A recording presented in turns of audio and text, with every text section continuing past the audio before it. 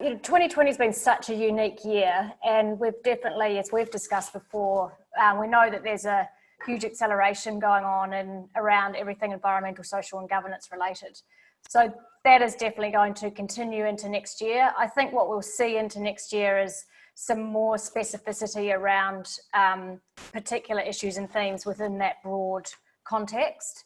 I think we'll see environmental will be, sort of at the top of that list. We've got the COP, or the Climate Change Summit on at the moment, and there's some really big announcements coming out of that over this week and these few days. So I think that whole net zero by 2050 transition will be very front of mind. I think there will be some themes off the back of the pandemic and COVID.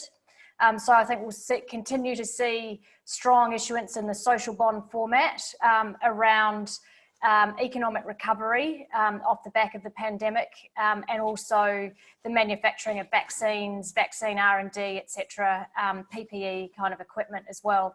I think there'll be an emerging third theme around biodiversity. And that does really speak to the reason why the kind of pandemic happened. So that connectivity between environmental degradation and loss of species and loss of habitat for species as well. That the financing of biodiversity, the concepts of natural capital, I think will really come to the fore. I think we'll also continue to see momentum and pressure from regulators in this space. So the growing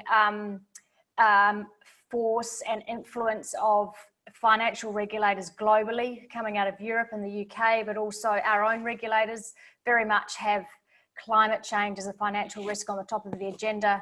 And I think through bodies like the Network for Greening the Financial System, the bodies that in jurisdictions like the Australian Sustainable Finance Initiative, the New Zealand Sustainable Finance Forum, upon which the regulators are sort of sitting or observing, you'll see more thematics from them around things like the need for disclosure, transparency, recognition of climate change risk as a financial risk. I don't think that's going away.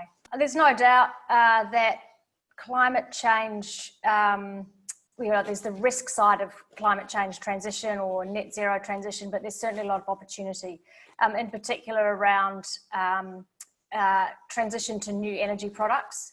And we see lots of opportunity for various of our customers who are in the energy generation sectors, but also, more choice for those of us who are consuming energy. I think that's an opportunity. That's a medium to longer term opportunity. I think as these new energy technologies gain traction and grow.